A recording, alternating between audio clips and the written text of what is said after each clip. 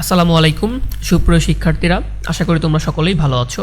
আজকে আমি তোমাদের অষ্টম শ্রেণীর গণিত বইয়ের অনুশীলনী 3 এর 45 পৃষ্ঠার 27 এবং 28 নম্বর অঙ্কটি করে দেব এবং সুন্দর মতো বুঝিয়ে দেব। তুমি সম্পূর্ণ ভিডিওটি যদি দেখো, আশা করি তোমার এই অঙ্ক নিয়ে কোনো সমস্যা হবে না এবং তোমার শ্রেণী শিক্ষক যদি পরীক্ষায় এই টাইপের আরও কিছু অঙ্ক বানিয়েও তোমাকে দেয়, তুমি সেটা করে ফেলতে পারবা। ঠিক আছে, আমার ভিডিওটি একটু লং হলেও একটু লম্বা হলেও কারণ হচ্ছে তোমাদের বেসিক থেকে আমি ভেঙে ভেঙে বোঝানোর চেষ্টা করি, সেই কারণে হচ্ছে তোমাদের ভিডিওটা একটু বড় হয়। কারণ একটা জিনিস আমি চাই হচ্ছে ভালো মতো শিখো, সেটা একবার ভালো মতো শিখো, এই টাইপের অঙ্ক জানি আর কখনো তোমার শিখতে না হয়। ঠিক আছে, আচ্ছা তাহলে বন্ধুরা চলো যাই, শুরু করা যাক। এখানে বলেছে কি, একটি পুকুরের দৈর্ঘ্য।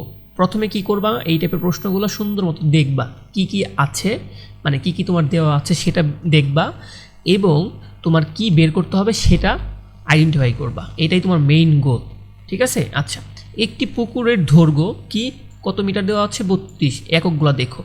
প্রস্থ কত, 20 মিটার এবং পুকুরে পানির গভীরতা, একটা পুকুরের কি পানির গভীরতা কত বন্ধুরা, পানির গভীরতা 3 মিটার, মানে পানির যে গভীরতা তার মিটার কত, 3 মিটার। আমার প্রত্যেকটাই মিটারে আছে, তার মানে আমার কোনোটা কনভার্ট করতে হবে না, তাই না?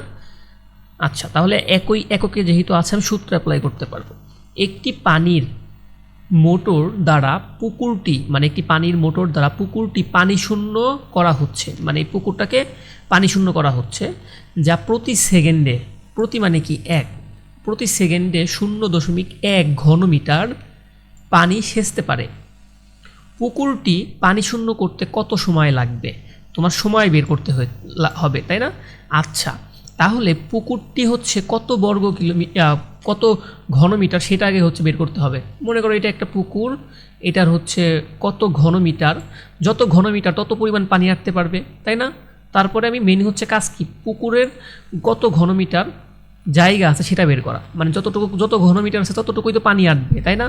তখন তুমি কি করবা, সময় দিয়ে ভাগ করতে পারবা। তাহলে কি সময় দিয়ে ভাগ করলে কি তোমার চলে আসবে না?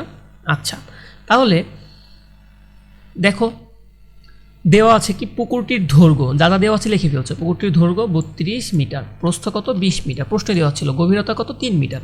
পুকুরের আয়তন কত, এই যে দৈর্ঘ্য গুণন প্রস্থ গুণন গভীরতা, এটা তুমি জানো, সূত্র অনুযায়ী বসাই দিছো। বসাই দেওয়ার পর তোমার উত্তর আসছে কত, 1920 ঘনমিটার। 1920 ঘনমিটার যদি তোমার পুকুরে কি থাকে, আয়তন, আর তোমরা কি জানো পুকুরের আয়তন এবং পানি ধরার ক্ষমতা একই, তাই না, সমান। তাহলে আমি কি লিখতে পারি, আমার এখানে একটা ক্লু দেওয়া আছে, কি দেওয়া আছে, প্রতি সেকেন্ডে 1 ঘনমিটার পানি সেচতে পারে। তাহলে কি লিখবা, তোমার লাগবে কি বন্ধুরা বলো তো, সেকেন্ড বের করতে হবে, কত সেকেন্ড বা সময়টা বের করতে হবে, তাই না? তাই আমি লিখতে পারি কি, এই যে এটা দেখে 0.1, এই যে লিখলাম 0.1 ঘনমিটার পানি সেচতে সময় লাগে কত সেকেন্ড, 1 সেকেন্ড, এই যেখানে বলেছে প্রতি সেকেন্ডে, তাই না? তাই আমি লিখে 0. যেহেতু আমার সেকেন্ডটা বের করতে হবে, মানে সময়টা বের করতে হবে, তাই আমি এটাকে ডান পাশে রেখেছি, আর কিচ্ছু না। ঠিক আছে, এই যে এই লাইনটাকে একটু ঘুরাই লিখেছি, 0.1 ঘনমিটার পানি সেচতে সময় লাগে কত, 1 সেকেন্ড। এই লাইনটাকে ঘুরাই লিখছি, যে এই লাইনটাকে, ঠিক আছে, এই লাইনটাকে একটু ঘুরিয়ে লিখেছি। তাহলে আমি বের করব কি, 1 ঘনমিটার পানি সেচতে সময় লাগে কতক্ষণ, 1 ভাগ কত, 0. এই যে 1, তাই না? তাহলে আমি এখন এই যে পুকুরে এত ঘনমিটার আয়তন, এই পরিমাণ তো পানি আছে, তাই না? তাহলে মানে কি 1920 ঘনমিটার পানি সেচতে সময় লাগে কতক্ষণ, 1 গুণন 1920 ভাগ কত, 0.1। এখন এটা ঐকিক নিয়ম, তাই না? আচ্ছা এখন হচ্ছে কি, এটা ভাগ করলে আসে কত, 19,200 সেকেন্ড। এখন কি আমরা সেকেন্ডে হিসাব করি না, সেকেন্ডেও করি, ঘন্টায় নিয়ে যায়, তাই না? আমার টার্গেট কি ঘন্টায় নিয়ে যাওয়া।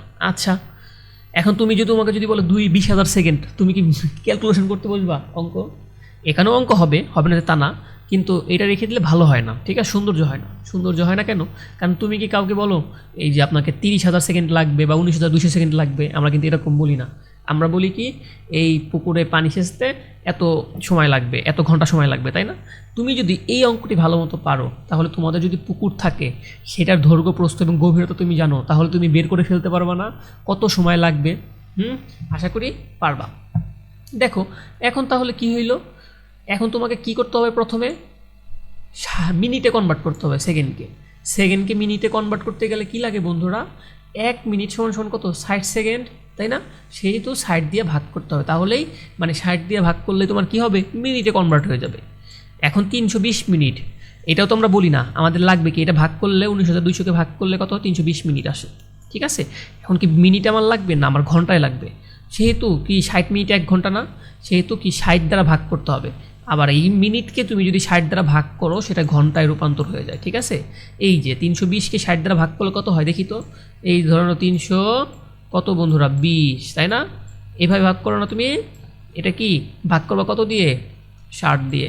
60 দিলেই হয় কত, 60 দিয়ে ভাগ করলে কত হয় বন্ধুরা, 5, 5 6 30 মানে 5, 5 60 কত হয় 300। বুঝতে পেরেছো? এই যে 300, এটা থাকে কত, ভাগ শেষ থাকে 20, এই 20টা হচ্ছে কি মিনিট, তাই না? মিনিট, এই যে যতটুকু ভাগ গেছে সেটা কি ঘন্টা, 5 ঘন্টা 20 মিনিট।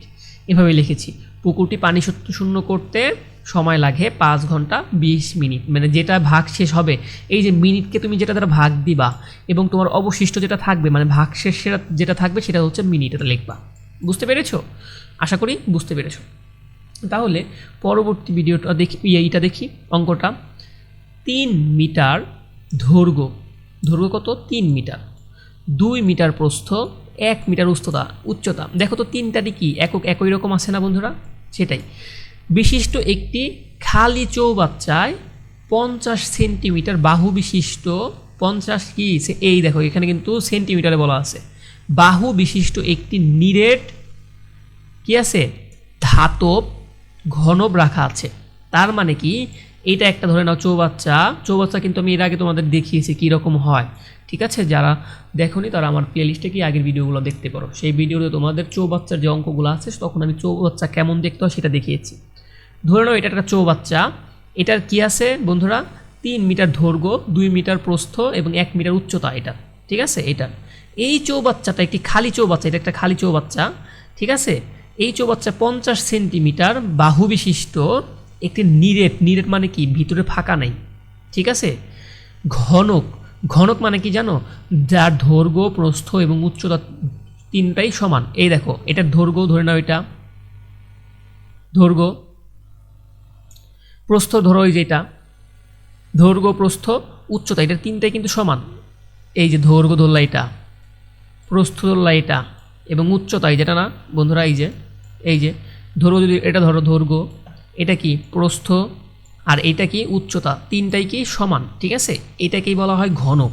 এটাকে একটা ধাতব ঘনক, মানে এই দেখো লোহার, মানে একবার নিরেট, ভিতরে কোনো ফাঁকা নেই। এই যে এইটার বাহু কত বন্ধুরা, বাহু হচ্ছে কি 50 সেন্টিমিটার, এই যে লেখা আছে। এইটা যদি ঘনক রাখা আছে, কোথায় রাখা আছে, ধরো এই পাশে রাখা আছে। ঠিক আছে, এতটুকু জায়গা ধরো দখল করে ফেলেছে। ঠিক আছে, এতটুকু জায়গা তোমার হচ্ছে দখল করে ফেলেছে চৌবাচ্চাটি পানি দ্বারা পূর্ণ করার পর, এই চৌবাচ্চাটা কি পানি দ্বারা পূর্ণ করার পর ঘনকটি তুলে আনা হলো। যখন এটা দেখো, এইটার কি একটা জায়গা দখল করছে না? তুমি কি জানো না কোনো একটা ঘনক কি জায়গা দখল করে না? অবশ্যই জায়গা দখল করে, যার দৈর্ঘ্য আছে, প্রস্থ আছে এবং উচ্চতা আছে, সেটাকে একটা জায়গা দখল করে না? তার মানে এই চৌবাচ্চাটা কি হয়েছে, একটা জায়গা দখল করেছে এই ঘনকটা। এখন পানি ভর্তি করলা, প্রথমে কি করলা, পানি ভর্তি করলা এটা রাখার অবস্থায়। তারপরে কি, এই যে ধাতব পাত্রটা উঠায় আনলে কি গভীরতাটা কমে যাবে না? সেটাই বলেছে, চৌবাচ্চা পানি দ্বারা পূর্ণ করার পর ঘনকটি তুলে আনা হলো। মানে এটা পূর্ণ করার পর ঘনকটা তুলে আনা হলো। পানির গভীরতা কত, প্রথমে যখন এটা ভিতরে ছিল এই ধাতবটা, তখন কিন্তু পানির গভীরতাটা বেড়ে যাবে, তাই না? আবার যখন এইটা সরাই আনলো, তার মানে কি এই যে চৌবাচ্চা এই জায়গাটা খালি হয়ে গেল না, তখন কি গভীরতাটা কমে যাবে না? সেইটাই বের করতে হবে। আমি প্রথমে গভীরতা ছিল কত 1, এটা রাখা অবস্থায় 1, এর পরবর্তীতে গভীরতা কমে যাবে, সেই গভীরতাটা কত সেটাই তোমার বের করতে হবে। তার মানে কি প্রথমে কি দেওয়া আছে সেটা বের করতে হবে। দেওয়া আছে চৌবাচ্চার দৈর্ঘ্য কত 3 মিটার, এই প্রশ্নে দেওয়া আছে 3 মিটার, প্রস্থ কত 2 মিটার, উচ্চতা কত 1 মিটার। তার মানে কি তিনটার একই কি 1, তার মানে আমার কি করতে হবে না বন্ধুরা, আমার কোনো কনভার্ট করতে হবে না, তাই না এককগুলা? আচ্ছা, চৌবাচ্চার আয়তনের সূত্র কি, দৈর্ঘ্য গুণন প্রস্থ গুণন গভীরতা। আমি লিখলাম, লেখার পরে গুণন করলে কত হয় বন্ধুরা, 6 ঘনমিটার। এখন আবার কি দেওয়া আছে, নিরেট ধাতব ঘনকের বাহুর দৈর্ঘ্য। এই যে নিরেট, এই যে কত বাহুর দৈর্ঘ্য কত 50 সেন্টিমিটার, কত দেওয়া আছে 50 সেন্টিমিটার। আমার কি সেন্টিমিটার লাগবে না, আমাকে কিসে কনভার্ট করতে হবে, মিটারে। সেন্টিমিটারকে মিটারে কনভার্ট করতে গেলে কি লাগে 100 দ্বারা ভাগ করতে হয়। কেন 100 দ্বারা ভাগ করতে হয় আমি এর আগের ভিডিওতে বুঝিয়েছি, যারা দেখোনি সেটা দেখে আসতে পারো প্লেলিস্টে গিয়ে। ঠিক আছে, তুমি মনে রাখো শর্টকাটে সেন্টিমিটারকে মিটারে কনভার্ট করতে হলে কি করতে হয় 100 দ্বারা ভাগ করতে হয়, আর মিটারকে সেন্টিমিটারে কনভার্ট করতে গেলে 100 দ্বারা গুণ করতে হয়। ঠিক আছে, তাহলে কত মিটার হইল 0.5 মিটার। এখন কি এই যে ঘনকটা, এই ঘনকটা কতটুকু জায়গা আছে দখল করতে পারে সেটা বের করতে হবে না বন্ধুরা। আমি কি এই চৌবাচ্চাটা কতটুকু বড়, মানে কতটুকু জায়গা দখল করে সেই চৌবাচ্চাটা আয়তন বের করে ফেলছি। তার মানে কি এখন এই চৌবাচ্চার এইটা রাখলে কতটুকু জায়গা দখল করবে সেটা বের করতে হবে না, সেটাই বের করতেছি। ঘনকটির আয়তন, ঘনকটির আয়তন কি আমরা কি জানলাম, একটা ধাতব ঘনকের কি হয় দৈর্ঘ্য, প্রস্থ এবং উচ্চতা তিনটাই সমান হয়, তাই লিখলাম ঘাতকের আয়তন কি দৈর্ঘ্য গুণন প্রস্থ গুণন উচ্চতা তিনটারই সমান। তিনটা গুণ করলে কত হয় 0.125 ঘন মিটার। পেয়েছো? এখন তুমিই বলো এখন কি করব আমরা, এই চৌবাচ্চা সম্পূর্ণটা থেকে তুমি কি করবা, এই যে ঘনকটা বাদ দিলে কতটুকু জায়গা থাকবে সেটা বের করতে হবে না। চৌবাচ্চা থেকে ঘনকটি তুলে আনা হলে পানির আয়তন আগে ছিল কত 6, মানে 6 ঘন, এই যে 6 ঘন মিটার, এটা কি তোমার চৌবাচ্চার আয়তন। এইটা তুলে আনার পরে কত হয়, এইটা যদি তুলে নিয়ে যাই এই ঘনকটি তুলে আনলে কি বিয়োগ করতে হবে না, এটা 6 মাইনাস 0.125 ঘন মিটার, এটাকে রেজাল্ট আসে কত 5.875 ঘন মিটার। এখন আমার বন্ধুরা বের করতে হবে কি জানো, এখন কি এটা ছিল কত, এটা রাখা অবস্থায়, তাই না, এটা রাখা অবস্থায় কত ছিল 6 ঘন মিটার, এটা উঠায় আনার পরে কত হইল, উঠায় আনার পরে কত হয়েছে চৌবাচ্চাটার আয়তন গভীরতা, এই যে আয়তন হচ্ছে এটা, তাই না। আমার এখন গভীরতা বের করতে হবে, আগে ছিল গভীরতা 1, এখন গভীরতা কত হইল, এখন কি তুমি জানো না, তাই তুমি মনে করে নিছো, মনে করি পানির গভীরতা ক মিটার, আমি মনে করে নিলাম। এখন পানির আয়তনটা কি, আমার সূত্র তো জানি সেম, মানে ওটা কিন্তু উঠানোর পরে পানির আয়তন 3 গুণ মানে দৈর্ঘ্য গুণন প্রস্থ, এই যে এই দৈর্ঘ্য গুণন প্রস্থ লিখেছি, দৈর্ঘ্য গুণন প্রস্থ গুণন উচ্চতা, মানে কি গভীরতা না, গভীরতা ক মিটার, ক লিখেছি কেন, এটা হচ্ছে এই যে এই ধাতবটা রাখা অবস্থায় কত ছিল 1, এখন উঠায় আনছি, উঠায় আনার পরে কি আর কমে যাবে না গভীরতা, সেটা আমার বের করতে হবে, এখানে ক ধরে নিয়েছি, সমান 3টা গুণ করলে কত হয় 6 ক ঘন মিটার, পেয়েছি। এখন কি আমি কি জানি, এরকম যদি কিনে কিছু বের করতে হয় তাহলে কি প্রশ্ন মতো দিয়ে করি না, তাহলে 6 ক এই যে আয়তন কত 6 ক, এটা সমান সমান কত বন্ধুরা, এটা না, এই যে পানি তুলে আনার পরে তো আমার কি উচ্চতা বের করতে হবে, গভীরতা বের করতে হবে, সেটাই সমান সমান লিখেছি। এখন দেখো আমার টার্গেটটা কি, ক বের করা, কটাকে একা বানানো, কয়ের সাথে লেজ আকারে কি আছে 6 কি আকারে আছে গুণ, এটাকে একা বানাইতে গেলে কি করা লাগে ইকুয়াল সাইনের অপোজিটে পাঠিয়ে দিতে হয়। এখন 6 যদি কয়ের সাথে 6 কি আকারে আছে গুণ আকারে, তাহলে অপর পাশে গেলে কি হবে ভাগ আকারে, তাহলে 6 দিয়ে ভাগ করে দেওয়া কত আসে বন্ধুরা, দেখো তো 0.9792, এটা কি মিটার, তাহলে আগে ছিল কত মিটার 1 মিটার। এখন ওই নিরেট ঘনকটা উঠায় আনার পরে কত হইল 0.9792 মিটার, তাহলে পানির গভীরতা কত বন্ধুরা 0.9792। আশা করি বুঝতে পেরেছো, যদি না বুঝে থাকো ভিডিওটি আরেকবার দেখো, এবং তোমরা প্রথমে দেখে একবার করবে অঙ্কটি, এবং না দেখে 2-3বার করার ট্রাই করো, ইনশাল্লাহ অঙ্ক হয়ে যাবে। ঠিক আছে, আর আশা করি তোমরা যদি আমার প্লেলিস্টটা দেখো তোমাদের অঙ্ক নিয়ে আর কোনো সমস্যা হবে না। তাহলে বন্ধুরা আজকের মতো এই পর্যন্তই, পরবর্তী ভিডিও দেখার আমন্ত্রণ রইল, ধন্যবাদ সকলকে।